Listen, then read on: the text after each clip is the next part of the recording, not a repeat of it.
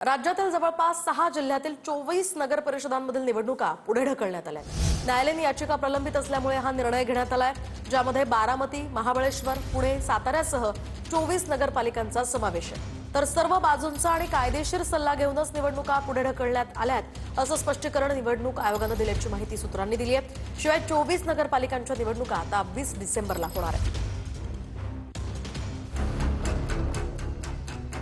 राज्यातील 23 नगर परिषदांच्या अध्यक्षपदाच्या निवडणुका पुढे ढकलण्यात आल्यानंतर फडणवीसांनी नाराजी व्यक्त केली आहे। निवडणुकीच्या या निर्णयावरती राज्याचे मुख्यमंत्री फडणवीसांनी आक्षेप घेतले। उद्या निवडणुका आणि आज पुढे ढकलल्या ही चूक असल्याचं फडणवीसांनी म्हटलंय। निवडणूक आयोगाने कायद्याचा चुकीचा अर्थ लावलेला आहे। या निवडणुका रद्द करणं हे अत्यंत चुकीचं आहे। मी अनेक वकिलांशी देखील बोललो, त्या सगळ्यांचं मत आहे की अशा पद्धतीनं या निवडणुका एखादा व्यक्ती कोर्टात गेलाय म्हणून पुढे ढकलता येत नाही। आता पुन्हा म्हणजे हा त्या कॅन्डिडेट्सवर किती अन्याय, ज्यांनी प्रामाणिकपणे सगळ्या गोष्टी केल्या आणि आता उद्या निवडणूक आहे आज तुम्ही पोस्टपोन करून टाकता। त्यांचे श्रम, त्यांची मेहनत, या सगळ्या गोष्टी गेल्या वाया। आता 15-15, 20 दिवस पुन्हा त्यांनी प्रचार करायचा। तर काही निवडणुका थांबवल्या गेल्या, त्यावर मी माहिती घेऊन बोलतो, अशी प्रतिक्रिया उपमुख्यमंत्री शिंदेंनी दिली आहे। यावेळेस निवडणुका या ठिकाणी थांबवल्या गेल्या, हे मला वाटतं मी पूर्ण माहिती घेऊन यावर बोलेन। परंतु निवडणुकीची प्रक्रिया पूर्ण झाल्यानंतर कधी निवडणूक अशा प्रकारे थांबवली जात नाही, पण दुर्दैवाने तशा घटना घडलेल्या त्याची मी माहिती घेतली। दरम्यान कुठे कुठे निवडणुकांचा कार्यक्रम पुढे ढकलण्यात आलाय, त्यावर एक नजर टाकूया। 6 जिल्ह्यातील नगर परिषद, नगरपंचायत निवडणुका पुढे ढकलल्या। 24 ठिकाणच्या निवडणुका पुढे ढकलल्या। अमरावती विभागात बाळापूर, अंजनगाव सुर्जी, यवतमाळ, देऊळगाव राजा, वाशिम।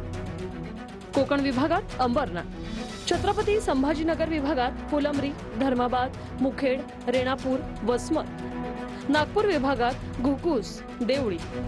नाशिक विभागात देवळाली, प्रवरा, कोपरगाव, पाथर्डी, नेवासा। पुणे विभागात बारामती, फुरसुंगी, उरळी देवाची, महाबळेश्वर, फलटण, मंगळवेढा, अनगर।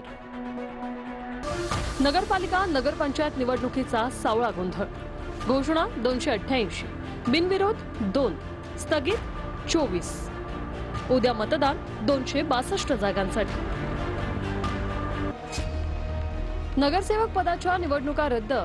अमरावती 187, छत्रपती संभाजीनगर 144, पुणे 143, नाशिक 120, कोकण 69, नागपूर 68। वळूयात पुढच्या बातमीकडे। शिंदेंच्या शिवसेनेकडूनच युती तोडण्याची सुरुवात झाली असं नवनाथ बन म्हणाले। महाराष्ट्र भाजप माध्यम प्रमुख नवनाथ बन यांनी हा मोठा आरोप केलाय। सिंधुदुर्गात शिंदेंनी ठाकरेंना सोबत घेतलं, शिवाय शिंदेंकडूनच युती धर्म न पाळण्याची सुरुवात झाली। महायुती टिकावी ही सुरुवातीपासूनच भाजपची भूमिका असल्याचंही नवनाथ बन म्हणाले। सिंधुदुर्गातील भाजप सोबतच्या युतीतल्या कुस्तीवरून नवनाथ बन यांनी थेट शिंदेंच्या शिवसेनेवर निशाणा साधलाय। शिंदेंच्या शिवसेनेकडूनच युती तोडण्याची सुरुवात झाल्याचं म्हणत नवनाथ बन यांनी टीका केली। सिंधुदुर्गात स्थानिक निवडणुकीत ठाकरेंच्या शिवसेनेसोबत जाऊन शिंदेंच्या शिवसेनेनेच युती धर्म न पाळण्याची सुरुवात केल्याचा आरोप बन यांनी केला। भारतीय जनता पार्टीच्या विरोधामध्ये सिंधुदुर्गामध्ये एकनाथजी शिंदे यांच्या पक्षाने उद्धवजी ठाकरे यांच्या पक्षाला बरोबर घेतलं। ती तोडायची सुरुवात किंवा युती धर्म न पाळायची याची सुरुवात जर का कोणी केली असेल तर ती शिवसेनेकडनं झालेली आहे। दरम्यान मतमतांतर आणि मतभेद झाले असतील तरी महायुतीत फरक पडणार नसल्याचं बावनकुळेंनी म्हटलंय। काही बंधनं असतात ती नक्कीच पाळली गेली पाहिजेत आणि ती आमच्याकडनं आम्ही पाळतोय। युती धर्म पाळतोय, बंधन आहेत। जे काही मतमतांतर झाले, मतभेद झाले असतील याचा काही फरक पडणार नाही। महायुती ही आमची जो समन्वय आहे तो आम्ही पुन्हा करू आणि समन्वयातनं पुन्हा या राज्यातली महायुती टिकवू। मालवणमधल्या महायुतीत असणाऱ्या राणे बंधूंवर बोलताना जे काही सुरू आहे ते अयोग्य असल्याचं मुख्यमंत्री फडणवीस म्हणाले। निवडणुकीनंतर आत्मचिंतन केलं पाहिजे असं फडणवीसांनी म्हटलं। इलाका किसका भी हो, धमाका नीलेश राणे ही करेगा। शिवसेनेचं खणखणीत नाणे म्हणजे निलेश राणे हेही मी या ठिकाणी सांगतो. जो चांगला वागेल त्याच्या पाठीशी मी आहे. कोणी चुकला तर त्याला मी सांगेन. माझ्या पक्षाचा असला तरी मी चुकीच्या मागे उभे राहत नाही. निश्चितपणे या निवडणुकीनंतर या संदर्भात एक मला असं वाटतं की आत्मचिंतन आम्हाला सर्वांना केलं पाहिजे. तर निलेश राणेंनी पैशाचं वाटप कसं होतं हे दाखवण्याचा प्रयत्न केल्याचं म्हणत राऊतांनी कौतुक केले. राऊतांच्या वक्तव्यानंतर बावनकुळे आणि म्हस्केंकडून पलटवार करण्यात आलाय. भारतीय जनता पक्षानं आमदार निलेश राणे यांच्यावरती गुन्हा दाखल केला. मी निलेश राणे यांचं अभिनंदन करीन की त्यांनी कशा प्रकारे पैशाचं वाटप होत आहे हे दाखवण्याचा प्रयत्न केला. कसं पैशाचं वाटप होतं यावरती प्रकाश पाडला असेल तर निवडणूक आयोगानं त्यांची दखल घेण्याऐवजी त्यांच्यावर गुन्हा दाखल करणं हे काय मला योग्य वाटत नाही. मोदी, पंतप्रधान, अमितभाई शाह आणि एकनाथ शिंदे साहेबांचं नाव घेऊन ते देवेंद्रजी आणि आमच्यात भांडण लावण्याचा जे काही प्रयत्न करत असतील असं कधी होणार नाहीये. आमच्या पक्ष जरी वेगवेगळ्या भूमिका असल्या, आमच्यामध्ये राजकीय पक्ष म्हणून ज्या काही वेगवेगळ्या भूमिका आहेत पण आमची मनं एक आहे. राज्यातल्या स्थानिक पातळीवरच्या निवडणुकांमध्ये महायुतीत राहून तिन्ही मित्र पक्षांमधील नेते मंडळी एकमेकांवर आरोप प्रत्यारोप करताना दिसले. दुसरीकडे मुख्यमंत्री फडणवीस आणि उपमुख्यमंत्री शिंदेंनी मात्र स्थानिक निवडणुकीच्या प्रचारात केवळ विकासाच्या मुद्द्यावर भाषण केल्याचं म्हटलंय. मित्रांवर टीका तर सोडा, विरोधकांवर टीका केलेली. शेवटी एक आपण पॉझिटिव्ह अजेंडा घेऊन या ठिकाणून चाललो आहोत आणि एक सकारात्मक मत आपण मागतो. त्यामुळे मी कोणाच्या विरोधात बोलत नाही. बोलण्याचं कारण आहे आरोप प्रत्यारोप मी केले, मुख्यमंत्र्यांनी केले, बिलकुल केले नाही. ही कार्यकर्त्यांची निवडणूक आहे. त्यामुळे इथं राजकीय भाषण करणं काही त्याची आवश्यकता नाही. त्यामुळे आम्ही प्रचार करतोय, डेव्हलपमेंटवर प्रचार करतो. वळूयात पुढच्या बातमीकडे. शहाजी बापूंच्या कार्यालयावर निवडणूक आयोगाची धाड पडली आहे. यामध्ये जयकुमार गोरे, दीपक साळुंखे निकट कारस्थान करून जेरबंद केलं असं शहाजी बापू म्हणाले. कुणी सत्तेत आहे किंवा सत्तेबाहेर आहे याच्यावरून धाड ठरत नसते असं यावर मुख्यमंत्री फडणवीसांनी म्हटलंय.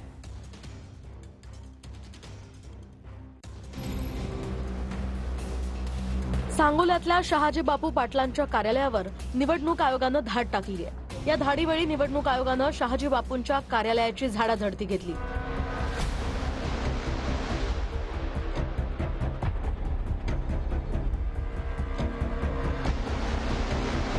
धाडीवेळी आपल्यासह कार्यकर्त्यांना निवडणूक आयोगाचं पथक आणि पोलिसांनी स्थानबद्ध केल्याचा आरोपही शहाजी बापूंनी केलाय.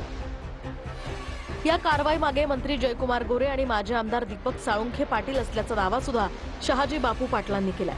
हे बहुतेक पालकमंत्री जयकुमार गोरे आणि माजी आमदार दीपक साळुंखे यांनी कट कारस्थान करून सभा संपल्या मला जेरबंद केलं. माझ्याजवळ 10-20 कार्यकर्त्यांच्या घरी दाढी टाकून जेरबंद केलेला आहे. घरातून बाहेर निघू देत नाही, ते अडकून ठेवलेलं आहे. माझ्याच पक्षाचं सरकार असून मी मला अशा अडचणी बरोबर नाही राजकारणात कशासाठी असं करताय. असं आहे, मला याची कल्पना नाही. पण कोणी सत्तेत आहे किंवा सत्तेबाहेर आहे याच्यावर रेट ठरत नसते. समजा एखादी तक्रार आली, आमचे काही कार्यकर्त्यांच्या संदर्भात तक्रार आली तर त्याही ठिकाणी चौकशी करता गेले. शहाजी बापूंच्याकडे जी काल या ठिकाणी धाड झाली, खरं तर हे अपेक्षित होतं का आणि तुम्हाला या सगळ्याबद्दलची काय भूमिका आहे? नाही, काय नाही, ती काय चौकशी होईल आणि त्याच्यामध्ये काय एवढं सिरियसली घेण्यासारखं नाहीये. शहाजी बापूंच्या कार्यालयावर धाड पडल्याची बातमी कळताच शहाजी बापूंच्या पत्नीला अश्रू अनावर झाले.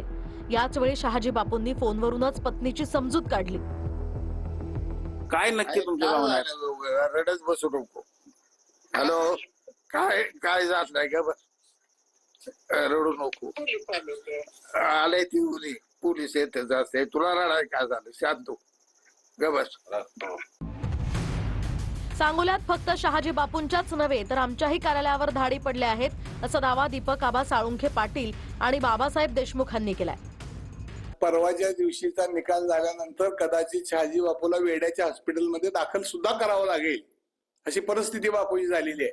छापेमारी झाली ती काही एकट्या कार्यालयावर नाही, आमच्याही पक्ष कार्यालयावर झाली. माझ्याही कार्यालयात येऊन तपासून गेले. पण आम्ही काय असं रडत बसलो का? तुम्हाला सांगितलं त्याच्या इतका स्टंट करायला ह्या राज्यामध्ये दुसरा कोणीच नाही. बापू तो मुद्दा करून भावनिक होऊन मतदारांसमोर मतं मागण्याचा प्रयत्न करतायत. बऱ्याचशा वेळा आबासाहेबांचं नाव घेऊन भावनिक करण्याचा प्रयत्न करतायत, पण इथली सांगोल्यातली जनता ही सुज्ञ आहे. अशा भूलथापांना इथली सांगोल्यातली जनता बळी पडणार नाही. कायमच बापूंच्या भाषणातून बिनबुडाचे आरोप आपण पाहिलेले आहेत आणि इथल्या तालुक्यातल्या जनतेला ते आरोप ऐकल्यानंतर हास्यास्पद एक विनोदाचा कार्यक्रम वाटतो. सांगोल्यात शहाजी बापू आणि जयकुमार गोरेंमधला वाद आता चांगलाच पेटलाय. रविवारच्या सभेत शहाजी बापूंनी गोरेंवर टीका केली होती. त्यानंतरच झालेली ही कारवाई शंका उपस्थित करणारी आहे, असं संजय शिरसाटांनीही म्हटलंय. कशासाठी फडणवीस गोऱ्याला करून टाकलं पालकमध्ये? सगळ्या सांगोला जो सोडा, सगळ्या अख्ख्या जिल्ह्यातले वाटोळ करून या माणसाने टाकलं. शहाजी बापूंनी 2 दिवसापूर्वी जे काही स्टेटमेंट दिलं त्यानंतर झालेली कारवाई यावर शंका घेण्यासारखं निश्चित आहे. याबद्दलचं गांभीर्य समजून एकनाथ शिंदे साहेबांनी त्याची दखल घेतलेली आहे. शिंदेची शिवसेना जे आहे ते म्हणतात, मुळात शिंदेची शिवसेना म्हणायला आम्ही तयारच नाही पहिल्यापासून. आणि शिंदे सेनेचा कोथळा हे अमित शहाच काढणार आहे. ते माझं वाक्य तुम्ही लिहून ठेवा. शहाजी बापूंच्या कार्यालयावर पडलेल्या धाडीनंतर विरोधकांनी ट्विट करत टीका केली आहे. गुवाहाटीला जाताना झाडी डोंगर हॉटेल गोड लागले. आता भाजप विरुद्ध ब्र शब्द उच्चारला की छाप्याची मालिका सुरू झाली. खाताना ऊस गोड लागला, आता तोच ऊस पेकाटात बसतोय. ओके मध्ये आहे असं म्हणावंच लागेल आता बापू, असं ट्विट अंबादास दानवेंनी केलंय. आणि आता बातमी रुपाली पाटील यांची आहे. रुपाली पाटील यांचा राष्ट्रवादी काँग्रेसच्या शहर अध्यक्ष पदाचा राजीनामा आहे. दरम्यान रुपाली पाटील यांनी 2 दिवसांपूर्वीच आपल्या कार्याध्यक्ष पदाचा राजीनामा दिलाय. मात्र रुपाली पाटील यांचा राजीनामा पक्षाकडून अद्याप मंजूर करण्यात आलेला नाहीये. आणि आता बातमी बहुचर्चित अनगर निवडणुकीची. अनगरची बहुचर्चित निवडणूक स्थगित करण्यात आली आहे. त्यामुळे राजन पाटलांना मोठा धक्का बसलाय. सोलापुरातल्या अनगर नगरपंचायतीच्या अध्यक्षपदाची निवडणूक आता स्थगित करण्यात आली आहे. सोलापूर जिल्हाधिकारी कुमार आशीर्वाद यांनी हे आदेश काढलेत. सुधारित निवडणूक कार्यक्रमानुसार आता पुढील कार्यवाही सुद्धा होणार आहे. अनगर नगरपंचायत अध्यक्षपदाची निवडणूक बिनविरोध झाल्यानंतर राज्यभर खरं तर दहशतीची मोठी चर्चा झाली होती. अनगर नगरपंचायत अध्यक्षपदाची बहुचर्चित निवडणूक स्थगित. निवडणूक स्थगित झाल्यानं राजन पाटील यांना मोठा धक्का. आता सुधारित निवडणूक कार्यक्रमानुसार पुढील कार्यवाही होणार. जिल्हा निवडणूक अधिकारी तसंच जिल्हाधिकारी कुमार आशीर्वाद यांचे आदेश. निवडणूक बिनविरोध झाल्यानंतर याच्या विरोधात राज्यभर इथल्या दहशतीची मोठी चर्चा झाली होती. वळूयात पुढच्या बातमीकडे. रोहित पवारांनी आमदार महेश बालदी यांचा एक व्हिडिओ ट्विट केलाय. अनधिकृत मतदारांनी ठोकून मतदान करा, असा हा बालदींचा व्हिडिओ सध्या व्हायरल होतोय. वोट चोरी करून निवडणूक जिंकण्याचा फॉर्म्युला आहे, अशी यावर रोहित पवारांनी टीकाही केली आहे. निवडणूक आयोग कुंभकर्णाप्रमाणे झोपलंय, असं सुद्धा रोहित पवार म्हणाले. अजेंड्यामध्ये लिहिलंय की अनधिकृत मतदान करून देणार नाही, आम्ही केसेस करू. मी आज तुम्हाला सांगतो, ज्यांची नाव आहेत त्यांनी ठोकून मतदान करा. कुठे अडचण आली तर आम्हाला सांगा. हे काय सांगणार कोण? नगर परिषद आणि नगरपंचायत प्रचाराचा आजचा शेवटचा दिवस आहे. पुण्याच्या आळंदीमध्ये अजित पवारांची सभा पार पडणार होती. मात्र याच वेळी ज्ञानेश्वर माऊलींच्या मंदिरात न जाता बाहेरूनच अजित पवारांनी दर्शन घेतलं. आधीच उशीर झाला होता आणि त्यामुळे अजित पवारांनी मंदिरात न जाता बाहेरूनच हात जोडले. त्यामुळे मंदिर देवस्थानचे विश्वस्त अजित पवारांवर नाराज असल्याची आता माहिती आहे.